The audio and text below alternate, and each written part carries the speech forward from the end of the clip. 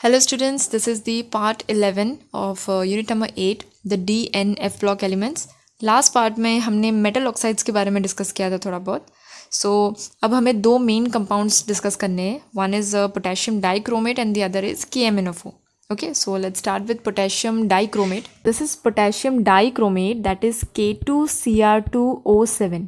ठीक है, ये लैब में आप लोगों ने देखा होगा. इट्स ब्राइट ऑरेंजिश कलर, बहुत अच्छा रसना जैसा दिखता है ये देखने में, right. So it can be prepared from chromite ore. Chromite ore that is FeO.Cr2O3. ठीक है, आप इसे ऐसे लिखो या ऐसे लिखो, it's the same. It's just कि यहाँ पे थोड़ा सेपरेटेड फॉर्म में लिखा है FeO.Cr2O3 and over here it is combined FeCr2O4. Okay, so ये बनता है कहाँ से? क्रोमाइट ओर से बनता है. अब यहाँ पे 3 स्टेप्स है, वन बाय वन देखते हैं कि किन के साथ रिएक्ट करेगा. सबसे पहले ये बेस के साथ जाएगा, मतलब ये Na2CO3 के साथ रिएक्ट करेगा, या कुछ जगहों पे आप NaOH भी देखोगे, यहाँ पे बेस होना चाहिए. नेक्स्ट ये एसिड के साथ रिएक्ट करेगा, that is H2SO4, and lastly KCl के साथ रिएक्ट करके हमें प्रोडक्ट देगा. सो सबसे पहला जो रिएक्शन है that is 4 moles of FeCr2O4, that is chromite ore. जब ये 4 मोल्स रिएक्ट करते हैं 8 मोल्स ऑफ Na2CO3 के साथ, ठीक है, 8 मोल्स ऑफ Na2CO3 के साथ इन the presence of oxygen, that is 7 moles of O2, तब सबसे पहली चीज़ जो हमें मिलती है दैट इज़ Na2CrO4. इसे क्या कहते हैं? This is known as sodium chromate. क्या है ये? This is sodium chromate. ठीक है, सो ये एक इम्पॉर्टेंट कंपोनेंट है जो बनता है, जिसे हम आगे यूज़ करेंगे. सो this is sodium chromate Na2CrO4. ठीक है, इसके बाद अब Na आ गया, यहाँ पे Cr आ गया, ऑक्सीजन तो एक्स्ट्रा जो था ही यहाँ पे. सो इस तरीके से ये प्रोडक्ट तो बन गया. इसके अलावा जो रिमेनिंग है दैट इज़ Fe है, और ऑक्सीजन हमारे पास काफ़ी ज़्यादा है, तो Fe और ऑक्सीजन मिलके क्या बना देंगे? Fe2O3. Okay, so 2 moles of Fe2O3, and lastly carbon. अगर CO3 है तो देर आर ऑफकोर्स केसेस के CO2 कहीं ना कहीं रिलीज़ होगा, तो यहाँ पे कार्बन डाइऑक्साइड रिलीज़ हो रहा है, दैट इज़ 8 मोल्स. अब इस फर्स्ट स्टेप से हम जो ये वाला प्रोडक्ट है दैट इज़ सोडियम क्रोमेट, इसे यूज़ करेंगे. सो आगे जो नेक्स्ट स्टेप होगा वहाँ पे जब 8 मोल्स ऑफ सोडियम क्रोमेट जब रिएक्ट करेगा 4 मोल्स ऑफ H2SO4 के साथ, तो अब यहाँ पे we have sodium that is Na and H2SO4 का SO4. अब सोडियम आ गया, SO4 आ गया, तो Na2SO4 बन जाएगा. सो यहाँ पे इट मेक्स Na2SO4, एंड उसके बाद वापस बनता है Na2Cr2O7. ओके, नेक्स्ट स्टेप पे क्या बन रहा है? It is forming Na2Cr2O7, and बाकी जो रिमेनिंग है वहाँ पे हमें वाटर मिलता है, दैट इज़ H2O. अब ये जो Na2Cr2O7 आया, ये रिएक्ट करेगा नेक्स्ट स्टेप में KCl के साथ. किसके साथ? KCl के साथ. एंड फाइनली पोटेशियम आ गया, दैट इज़ K आ गया हमारे पास, सोडियम है, क्रोमियम है, ऑक्सीजन है. इन सब के साथ हम देखेंगे कि सोडियम और क्लोरीन आपस में नमक बना देंगे. Okay, that is NaCl. So sodium है और क्लोरीन दिख रहा है आपको, तो NaCl पहले ही नमक थोड़ा अलग से निकाल लो वहाँ पे. ठीक है, उसके बाद क्रोमियम है, पोटेशियम है, ऑक्सीजन है, तो ये मिलके फाइनल प्रोडक्ट देंगे, that is K2Cr2O7. Okay, so let's again see this step by step. सबसे पहले स्टेप में क्या हुआ? FeCr2O4 जिसने Na2CO3 के साथ रिएक्ट किया. कुछ जगहों पे आप NaOH भी लिख सकते हो, इट्स जस्ट कि आप बैलेंस कैसे कर रहे हो उसे. Then in the presence of oxygen सबसे पहले क्या मिला? Na2CrO4, right, and Fe oxygen मिलके Fe2O3 बना रहे हैं, एंड CO2 बन रहा है. अब ये जो Na2CrO4 मिला, ये रिएक्ट करेगा एसिड के साथ, दैट इज़ H2SO4. अब हमारे पास सोडियम है, सल्फेट है, तो आपस में ये क्या बना देंगे? सोडियम सल्फेट बना देंगे, दैट इज़ Na2SO4. नेक्स्ट इसके बाद बनेगा Na2Cr2O7 and the remaining that is water. अब ये जो Na2Cr2O7 है, ये आगे जाके KCl के साथ रिएक्ट करेगा, और Na आ गया, Cl आ गया, तो आपस में मिलके ये बनाएंगे नमक, that is NaCl. And remaining portion जो है वो हमें देगा हमारा required product, that is K2Cr2O7, that is potassium dichromate. So 3 steps है, Na2CO3 वाला, H2SO4 वाला एंड KCl वाला. इन 3 स्टेप्स के फाइनल प्रोडक्ट में हमें मिल रहा है K2Cr2O7.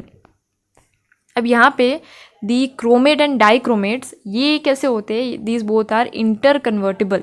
ठीक है, मतलब ये आपस में कन्वर्ट हो सके वैसे होते हैं एक्वेस सोल्यूशन में, क्योंकि ये चीज़ इनके pH पे भी डिपेंड करती है. अब आप क्रोमियम का ऑक्सीडेशन स्टेट देखोगे ना दोनों केसेस में, that is in chromate also and dichromate also, तो वो दोनों सेम ही है. जैसे यहाँ पे दिस CrO4 2-, ये जो एसिड के साथ मिलके हमें दे रहा है Cr2O7 2- and Cr2O7 2- with OH negative is giving CrO4 2-।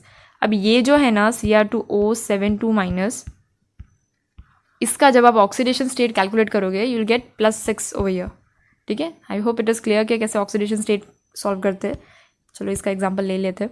Cr2 that is 2 times chromium, इसे X ले लेते हैं, +7 टाइम्स ऑक्सीजन, एंड ऑक्सीजन का स्टेट क्या होता है -2, ऊपर चार्ज क्या है यहाँ पे -2, so it gives X is equal to -2 and finally आपको X क्या मिलेगा यहाँ पे +6। ठीक है, सो क्रोमियम क्या आ गया +6 ऑक्सीडेशन स्टेट आ गया, एंड वहीं पे CrO4 2-, इसे भी जब आप कैलकुलेट करोगे you will get this +6 only. So इन दोनों का जो ऑक्सीडेशन नंबर होता है ना वो दोनों सेम होता है दोनों केसेस में। So here we have chromate and dichromate ion. ठीक है, एंड क्रोमेट आयन जो है that is tetrahedral structure wise, जबकि डाइक्रोमेट जो है यहाँ पे 2 टेट्राहेड्रा शेयर कर रहे हैं एक कॉर्नर को। जैसे यहाँ पे it has chromium chromium and बीच में oxygen with 3 oxygen over here and 3 oxygen over here. ठीक है, तो यहाँ पे they are forming bond angle of 126। So this is chromate and dichromate, इन दोनों में क्रोमियम का जो ऑक्सीडेशन स्टेट होगा that is going to be +6। ठीक है, नेक्स्ट कम्स इनकी प्रॉपर्टी कि they are moderately soluble in cold water. जब आप सिंपली पानी में इसे मिलाओगे, मतलब टेस्ट ट्यूब में थोड़ा सा पानी लिया और थोड़ा K2Cr2O7 डाला, तो ये उतना अच्छे से सॉल्यूबल नहीं होगा। अगर आप उसे हीट करोगे ना तो अच्छे से सॉल्यूबल हो जाएगा। ठीक है, so they are moderately soluble in cold water but slightly more soluble in hot water. Then इनका बहुत अच्छा काम है that is they are strong oxidising agent. कैसे है ये नेचर में, they are good oxidising agent, काफ़ी अच्छे स्ट्रॉन्ग ऑक्सीडाइजिंग एजेंट वाला इनका नेचर है। अब अगर कोई चीज़ ऑक्सीडाइजिंग एजेंट है, मतलब जैसे अगर हम देखते हैं कि कुछ इंश्योरेंस के लिए अगर हमें इंश्योरेंस करवाना हो तो हम देखते हैं कि there are insurance agents, right. वो इंश्योरेंस एजेंट, अगर मैं कहूँ कि मैं इंश्योरेंस एजेंट हूँ, इसका मतलब क्या है कि मैं सामने वाले इंसान का, मतलब आप में से किसी का मैं इंश्योरेंस करवा रही हूँ, इसलिए मैं इंश्योरेंस एजेंट हूँ, राइट। तो अगर मैं बोल रही हूँ कि if this K2Cr2O7 oxidising agent है, मतलब ये किसी और का ऑक्सीडेशन करवाएगा, इसके लिए खुद ऑक्सीडाइजिंग एजेंट है। ओके, सो ये जो एजेंट वाला टर्म आता है ना, ये कई बार कुछ लोग कंफ्यूज होते हैं इसमें। इस चीज़ को क्लियर रखो कि अगर कोई भी चीज़ खुद ऑक्सीडाइजिंग एजेंट है, मतलब अगर आप खुद इंश्योरेंस एजेंट हो तो ऑफकोर्स बात यही होगी कि आप किसी और का इंश्योरेंस करवाओगे, ना कि खुद का। सो अगर आप खुद ऑक्सीडाइजिंग एजेंट हो, मतलब क्या है कि आप दूसरे का ऑक्सीडेशन करवाओगे और खुद क्या होगे, खुद रिड्यूस होगे। ओके, सो K2Cr2O7 बहुत ही अच्छा स्ट्रॉन्ग ऑक्सीडाइजिंग एजेंट होता है। इनकी जो ऑक्सीडाइजिंग एजेंट वाला ये जो पावर है ये रहता है एसिडिक मीडियम में, दैट इज़ H+ मीडियम में। ठीक है, सो एसिडिक मीडियम में क्या होगा, Cr2O7 2-, जब ये एसिडिक मीडियम में आएगा तब वी गेट Cr3+ 7H2O। सो यहाँ पे जो क्रोमियम था it was in +6 state, right, and यहाँ पे जो क्रोमियम आया इट इज़ इन +3 स्टेट। तो ये +6 से क्रोमियम कहाँ गया, +3 पे गया। पहले इसके आए थे +6, अब बाद में उसका स्टेट हो गया +3, तो ये ऑक्सीडेशन नंबर कम हो रहा है, राइट। सो ये खुद क्या हो रहा है, it is getting reduce in nature, ये खुद रिड्यूस हो रहा है, मतलब ये किसी और को ऑक्सीडाइज कर सकता है, इसके पास वो पावर है। सो एसिडिक मीडियम में ये कैसे एक्ट करता है, बहुत ही अच्छा स्ट्रॉन्ग ऑक्सीडाइजिंग एजेंट के तौर पे एक्ट करता है। So thus the acidified potassium dichromate will oxidise iodides to iodine, sulfides to sulfur, tin +2 to tin 4+, and iron 2+ salts to iron 3+. The half reactions are noted below. Okay, so सबसे पहला जो है that is the example of iodide. iodide जब है तब इसे जो potassium dichromate है, एसिडिफाइड पोटेशियम डाइक्रोमेट, बिकॉज ये एसिडिक मीडियम की बात चल रही है, ये कैसे एक्ट करेगा, ये इस I- को जो पहले I-1 के स्टेट में था इसे लेके आ जाएगा I0 के स्टेट में। ठीक है, अब सोचो पहले सपोज़ हमने कोई एग्ज़ाम दिया और वहाँ पे नेगेटिव मार्किंग थी और हमारा आंसर कुछ गलत निकला और हमारे रिजल्ट में क्या मिला, -1 मिला। ठीक है, नेक्स्ट एग्ज़ाम ने आपने कुछ लिखा ही नहीं, सो आपको 0 मिलेगा, मतलब कुछ गलत लिखा हो तब तो माइनस में जाएगा मार्क्स, अगर कुछ लिखा ही नहीं है तो 0 हो गया। तो आपने क्या किया, एक तरह का इंक्रीमेंट आया कि नहीं आया, बिकॉज पहले -1 आए थे जो और भी बुरे थे, अब 0 आया, तो which is even better. Right तो ये क्या हो रहा है यहाँ पे, this is increase in oxidation number. Improvement हुआ कि नहीं हुआ, पहले -1 था अब 0 है. सो यहाँ पे क्योंकि ऑक्सीडेशन नंबर बढ़ रहा है, मतलब क्या हुआ, यहाँ पे ऑक्सीडेशन हुआ. किसने करवाया ऑक्सीडेशन? पोटेशियम डाइक्रोमेट ने. ठीक है. सो इस तरीके से आयोडाइड्स को ये आयोडीन में कन्वर्ट करता है. ये जो आयोडीन है दैट इज 3I2 लिखा है, यहाँ पे ऑक्सीडेशन स्टेट क्या होता है आयोडीन का, इट इज़ 0. सो पहले -1 था एंड फिर 0 हो गया, मतलब ऑक्सीडेशन नंबर इंक्रीज हुआ -1 से 0.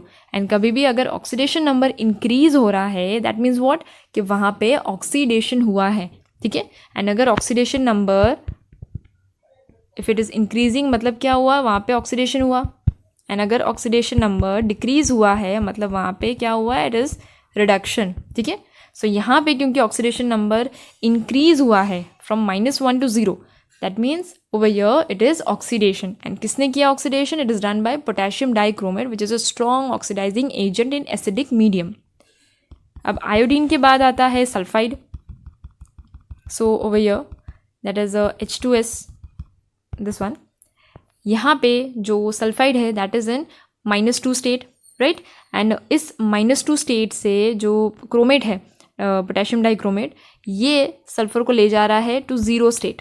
ओके. तो पहले था -2 फिर हो गया 0, मतलब इंक्रीज हुआ है ऑक्सीडेशन नंबर, राइट. पहले -2 था फिर 0 पे आ गया. सो यहाँ पे भी क्या हुआ, ऑक्सीडेशन हुआ. देन टिन 2+, पहले स्टेट था 2+ में एंड देन आ गया +4 में, मतलब क्या हुआ, ऑक्सीडेशन हो रहा है. क्यों? क्योंकि ऑक्सीडेशन नंबर इंक्रीज हुआ है फ्रॉम +2 से +4. ओके. देन फॉर Fe2+ था पहले एंड देन हो गया Fe3+. That means what, oxidation number बढ़ा है, इंक्रीज हुआ है, दैट इज़ कि यहाँ पे ऑक्सीडेशन हुआ है. सो दिस वे जो पोटेशियम डाइक्रोमेट है वो एसिडिक मीडियम में क्या करता है, एक बहुत ही अच्छे स्ट्रॉन्ग ऑक्सीडाइजिंग एजेंट के तौर पे काम करता है. एंड ऑक्सीडाइजिंग एजेंट अगर कोई भी चीज़ है उसका काम क्या होगा कि वो दूसरों को अच्छे से ऑक्सीडेशन करवा सके. ठीक है. खुद रिड्यूस होगा बट दूसरों को ऑक्सीडाइज करवाएगा. जैसे यहाँ पे this is this full equation of Fe2+. In acidic medium Cr2O7 जब Fe2+ के साथ आएगा तो ये Cr that is chromium is in +3 state in product and Fe is in +3 state. और यहाँ पे chromium was in +6 and Fe was in +2. तो आप खुद ही देखो कि क्रोमियम जो है वो पहले 6 पे था फिर 3 हो गया, मतलब oxidation number decreases, right. That shows कि क्रोमियम के केस में it is undergoing reduction. Okay. वहीं पे Fe2+ initially like during the reaction time it was in +2 state but after the reaction it becomes +3 state, मतलब oxidation number is increasing. If oxidation number increases, that means it is undergoing oxidation, which is done by this potassium dichromate. Now comes the uses. So the very first use, that is of course it is an amazing oxidizing agent. ठीक है, ये चीज़ तो आपको याद रखनी ही रखनी है, मतलब कुछ और याद रहे ना रहे, ये चीज़ तो याद रखनी है कि it is a very good oxidizing agent. Then comes that it is used in volumetric analysis. Now जो टाइट्रेशन आप लोगों ने परफॉर्म किया है क्लास 11th में, हम ब्यूरेट में अगर पोटेशियम डाइक्रोमेट ले रहे हैं एंड हम उसे टाइट्रेट करवा रहे हैं, दैट मीन्स व्हाट कि this potassium dichromate that is K2Cr2O7, suppose इस सोल्यूशन में हमारे पास Fe2+ है. ठीक है. FeSO4 या ऐसा किसी भी कंपोनेंट फॉर्म में Fe2+ है. सो दिस K2Cr2O7 ये क्या करेगा, it will react with Fe2+. और अभी हमने देखा कि इट ऑक्सीडाइजेज इट, Fe2+ को वो ऑक्सीडाइज करेगा and it will give Fe3+, right. So इस तरीके से जितने ड्रॉप्स आप ऐड करोगे ना K2Cr2O7 के इस सोल्यूशन के अंदर, उतने सोल्यूशन के उतने जो Fe2+ है ना उसकी हेल्प से Fe3+ में कन्वर्ट होते जाएंगे. ओके. अब एक पॉइंट आएगा जब सारा का सारा Fe2+ कन्वर्ट हो चुका होगा इन Fe3+. सो अब तो Fe बचा ही नहीं जो ऑक्सीडाइज हो और आगे. सो अब ये जो K2Cr2O7 है ना ये एज इट इज़ रह जाएगा. ओके. सोल्यूशन में जाएगा बट कुछ है ही नहीं जिसे वो ऑक्सीडाइज कर सके, तो वो वैसा ही रह जाएगा. At this point you will get that colour change जिसे हम एंड पॉइंट कहते हैं, राइट. एंड पॉइंट आ गया मतलब हम उस कलर चेंज के थ्रू पता करते हैं कि ठीक है अब कलर चेंज हुआ मतलब एंड पॉइंट आ गया. सो यहाँ पे हमें पता चलता है कि ठीक है Fe2+ सारा का सारा ऑक्सीडाइज हो चुका है. अब जो इसका वॉल्यूम रहा है वो हम ब्यूरेट से मेजर करके फिर उसकी वैल्यू लिखते हैं. सो वहाँ पे वॉल्यूमेट्रिक एनालिसिस में ये कुछ इस तरीके से काम करता है. Next use is the preparation of chromium compound such as chrome yellow. काफ़ी कंपाउंड्स है क्रोमियम के, जिनमें से एक है क्रोम येलो, ये उससे प्रिपेयर करने में काम आता है। Last use is the tanning of leather, जो लेदर होता है उसको टैन करने में, मतलब उसका कलर हल्का सा चेंज करने में, वहाँ पे भी काम लगता है। So that is the uses of potassium dichromate. Next is the potassium पर मैंगनेट, ये भी पोटेशियम का ही भाई है। सो दिस इज़ पोटेशियम पर मैंगनेट।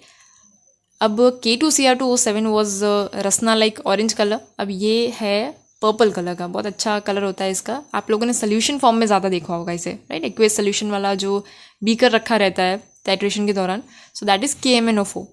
अब पोटेशियम पर मैंगनेट जो है ये कैसे बनता है? So it is prepared from MnO2, जो है एक्चुअली एक पायरोलिसाइट का ओर होता है, उससे प्रिपेयर किया जाता है दिस पोटेशियम पर मैंगनेट। सो यहाँ पे हम इसके मेथड्स देख लेते हैं कि ये कैसे बनता है। सबसे पहली चीज़ जो है कि ये जो MnO2 है ये KOH के साथ ऑक्सीजन के प्रेजेंस में क्या बनाएगा? मैंगनेट बनाएगा। क्या बनाएगा? मैंगनेट बनाएगा। ये उसका सबसे पहला काम है। MnO2 जब KOH के साथ इन द प्रेजेंस ऑफ ऑक्सीजन, जब हम इसे हीट करते हैं तब ये बनाता है K2MnO4। ठीक है, ये ध्यान से देखना, it is not KMnO4, it is K2MnO4। Okay, so ये K2MnO4 what is this? This is manganate. So ये मैंगनेट बनाता है विथ 2 moles ऑफ H2O। अब ये जो मैंगनेट बना, ये मैंगनेट अलग अलग स्टेप्स में हम इसे यूज़ कर सकते हैं, मतलब अलग अलग मेथड्स के थ्रू, जहाँ पे ये हमें KMnO4 देगा। लाइक अगर सपोज हम पहले मेथड की बात करें, दैट इज़ विथ H2O। सो सबसे पहला मेथड दैट इज़ मैंगनेट जब H2O के साथ इलेक्ट्रोलिसिस दिखाएगा तब हमें KMnO4 मिलेगा। Then next method is with Cl2, जब manganate that is okay it's K2MnO4, ठीक है, ये प्लीज़ करेक्ट कर लेना, it is K2MnO4। When 2 moles of K2MnO4, when this reacts with Cl2, it will give KCl and KMnO4, that is the required product। And तीसरे method में ये ozone के साथ रिएक्ट कर सकता है, ओजोन इज O3। ओके, अब ozone के साथ जब भी आप देखो ओजोन है, दैट मीन्स वॉट, कि O2 आएगा और एक नेसेंट ऑक्सीजन आएगा। ये जो नेसेंट ऑक्सीजन होता है ना, this is very much reactive, एकदम फ्रेशली प्रिपेयर्ड होता है ये O। सो ये काफ़ी हद तक रिएक्टिव होता है। और यहाँ पे H2O के साथ ये क्या करेगा, KMnO4 तो बनाएगा, इस साथ में KOH और यहाँ पे ऑक्सीजन रिलीज होगा। ओके, सो इस तरीके से विथ ओजोन ये कुछ ऐसे KMnO4 बनाता है। तो बेसिकली 3 मेथड्स है मैंगनेट को यूज़ करके हम कैसे KMnO4 बना सकते हैं। सबसे पहला that is with electrolysis H2O, then comes with Cl2 and lastly with ozone. Okay, now इसकी जो प्रॉपर्टी है that is again same with K2Cr2O7, अब दोनों एक ही परिवार के पोटेशियम वाले। सो ये भी जो है ये मॉडरेटली सॉल्युबल होता है पानी में। इसे अगर आप हीट करोगे तब ये थोड़ा अच्छे से बेटर तरीके से डिजॉल्व होगा। देन इसका जो रिएक्शन है दैट इज़ वन प्रॉपर्टी कि KMnO4 जब आप इसे हाई टेम्परेचर पे हीट करोगे, ओके, दिस स्टेप KMnO4 जब हाई टेम्परेचर पे हीट होगा तब ये क्या देगा, K2MnO4 that is manganate with MnO2 and oxygen. अब तक क्या था कि हम मैंगनेट को क्या कर रहे थे, H2O के साथ, Cl2 के साथ या O3 के साथ रिएक्ट करके KMnO4 बना रहे थे। यहाँ क्या हुआ, KMnO4 जिसे हाई टेम्परेचर पे हीट किया गया तो इसने क्या दिया, मैंगनेट दिया। Okay, and with MnO2 and O2। दूसरा जो इसका प्रॉपर्टी है that is 2 moles of KMnO4 जब KOH के साथ रिएक्ट करेगा तब भी ये क्या देगा, K2MnO4 देगा विथ H2O एंड O2। सो कुछ इस तरीके से जब हाई टेम्परेचर पे, यहाँ तो हाई टेम्परेचर है और यहाँ पे KOH आ गया, सो इनके साथ जब ये रिएक्ट करता है तो ये K2MnO4 देता है। Okay, next it has 2 physical properties of considerable interest. एक तो उसका इंटेंस कलर एंड दूसरा it's weak temperature dependent paramagnetism. एक उसका कलर और एक उसका वीक टेम्परेचर डिपेंडेंट पैरामैग्नेटिज्म। अब ये जो मैंगनेट और पर मैंगनेट है, this is manganate and this is पर मैंगनेट। सो मैंगनेट एंड पर मैंगनेट आयंस, इनका स्ट्रक्चर गिवन है दैट इज टेट्राहेड्रल। ये जो ग्रीन मैंगनेट है, दिस ग्रीन कलर, ये होता है पैरामैग्नेटिक विथ 1 अनपेयर्ड इलेक्ट्रॉन, ठीक है। बट ये जो पर मैंगनेट है ये कैसा होता है, डायमैग्नेटिक होता है। Paramagnetic means what, unpaired electron रहेगा। ओके, कोई इलेक्ट्रॉन सिंगल घूम रहा होगा बेचारा। एंड डायमैग्नेटिक मीन्स व्हाट, कि सारे के सारे इलेक्ट्रॉन्स कैसे है, पेयर्ड है, अच्छे खासे सेटल्ड है अपनी लाइफ में। So manganate that is this green ion, ये होता है paramagnetic with 1 unpaired electron, but ये जो पर मैंगनेट होता है which is purple in colour, ये होता है डायमैग्नेटिक, मतलब यहाँ पे सारे इलेक्ट्रॉन्स पेयर्ड है. Okay, the pi bonding takes place by overlap of p orbitals of oxygen and d orbitals of manganese. यहाँ पे जो ऑक्सीजन और मैंगनीज के बीच में बॉन्ड बन रहा है, this overlap is between that p orbital of oxygen, oxygen का जो p ऑर्बिटल रहेगा वो, एंड d ऑर्बिटल किसका, मैंगनीज का. ठीक है, तो ये दोनों आपस में ओवरलैप करके ये जो पाई बॉन्ड बना रहे हैं ये बनाते हैं. Next comes the powerful oxidising agent in different medium. So KMnO4 जो है ये एसिडिक, बेसिक एंड न्यूट्रल तीनों मीडियम में अपना पावर दिखाता है, जबकि K2Cr2O7 जो इसका छोटा भाई था वो सिर्फ एसिडिक मीडियम में अच्छा कमाल दिखाता था. ठीक है, हमने देखा था कि it was strong oxidising agent but in H+ medium. Okay, that was with K2Cr2O7, but in this case that is potassium permanganate. यहाँ पे क्या है, एसिडिक, बेसिक एंड न्यूट्रल तीनों मीडियम्स में पावर देखने को मिलता है. सो सबसे पहला वाला that is in acidic medium. यहाँ पे क्या होता है, एसिडिक मीडियम में this iodine it is liberated from potassium iodide. मतलब एसिडिक मीडियम में जब KMnO4 आपस में रिएक्ट करेगा, जैसे आयोडीन के साथ आया ये कॉन्टैक्ट में, तो ये उससे ऑक्सीडाइज करेगा, क्योंकि इनका काम तो क्या है, ऑक्सीडाइजिंग एजेंट का काम है, राइट. इनको किस चीज़ की सैलरी मिल रही है, ऑक्सीडाइजिंग एजेंट की सैलरी मिल रही है, मतलब ये दूसरों का ऑक्सीडेशन करवाएंगे. So iodine is liberated from potassium iodide. ये आयोडाइड था तो यहाँ से हमें क्या मिला, iodine which is in 0 oxidation state, and यहाँ पे इट वॉज इन +1 स्टेट. ठीक है, वैसे ही Fe2+ that is the green ion that is converted to Fe3+, जो कि येलो हो जाता है. सो यहाँ पे भी क्या हो रहा है, Fe2+ से कहाँ जा रहा है, Fe3+ में जा रहा है, which is nothing but oxidation. Next is oxalate ion, या तो ऑक्सलिक एसिड बोलो. ये ऑक्सीडाइज होता है एट 333 केल्विन पे. तो यहाँ पे दिस C2O4 ये ऑक्सीडाइज हो जाएगा इन दिस वे. ओके, तो ये क्या देगा, CO2 देगा. एंड Mn2+ हमें पता है अगर वो ऑक्सीडाइज कर रहा है किसी चीज़ को तो वो खुद क्या होगा, वो खुद रिड्यूस होगा. तो यहाँ पे उसका ऑक्सीडेशन स्टेट हो जाता है +2 का. Next is hydrogen sulphide, it is oxidised and sulphur is precipitated. तो हाइड्रोजन सल्फाइड वो भी ऑक्सीडाइज होगा और क्या देगा, जो सल्फर है वो प्रेसिपिटेट आउट होगा. जो हम इनऑर्गेनिक का एनालिसिस करते थे, आप लोगों ने लैब में परफॉर्म किया था, वहाँ पे जो PPTs मिलती थी तो ये उस फॉर्म में प्रेसिपिटेट हो जाता है sulphur. Next is sulphurous acid और sulphide, it is oxidise to a sulphate और सल्फ्यूरिक एसिड. वापस वही कि ये सल्फ्यूरस एसिड या तो सल्फाइड को ऑक्सीडाइज करेगा और क्या देगा, सल्फेट देगा. देन नाइट्राइट वो ऑक्सीडाइज होता है टू नाइट्रेट. सो इस तरीके से ये क्या कर रहा है, ऑक्सीडेशन का काम बहुत अच्छे से करता है.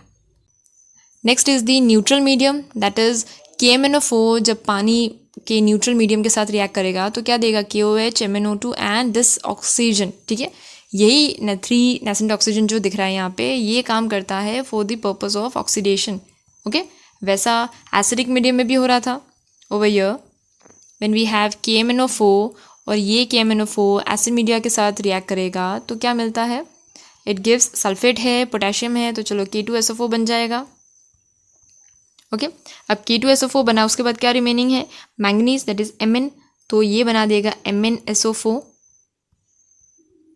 उसके अलावा बन जाएगा H2O and okay let me balance this, potassium ये हो जाएगा 2, ये हो जाएगा 3, तो SO4 यहाँ पे हो जाएगा 2 and this is 3H2O and lastly यहाँ पे मिलेगा 5 oxygen.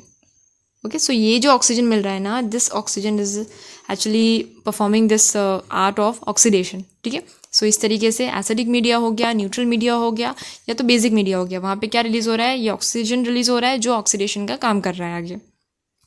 So let's come back to neutral. Yes, neutral में क्या होगा, KMnO4 जब H2S2- के साथ रिएक्ट करेगा तो यहाँ पे सल्फर जो मिलेगा वो होगा 0 स्टेट में, अगेन ऑक्सीडेशन हुआ यहाँ पे. फिर MnSO4 के साथ जब ये रिएक्ट कर रहा है तो इस केस में it is in +2 state and आगे जाके इट बिकम्स +4 स्टेट.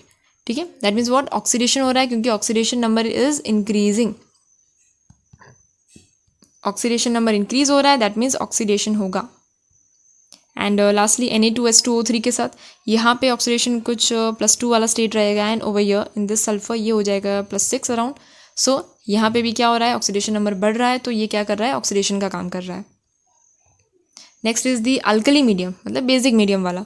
सो यहाँ पे भी KOH that is the basic media, यहाँ पे जब रिएक्ट करेगा तो ये मैंगनेट देगा that is K2MnO4 with water and again oxygen, ठीक है। ये ऑक्सीजन का काम क्या, ऑक्सीडेशन करना।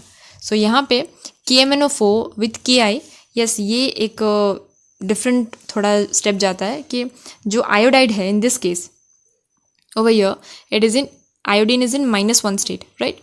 and यहाँ पे over here this